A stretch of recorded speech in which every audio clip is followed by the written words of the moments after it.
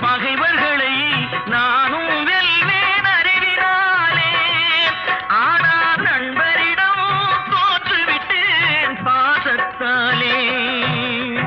நண்பரிடம் தோற்றுவிட்டேன் பாசத்தாலே. ஆட்டுவித்தால் யாரொருவர்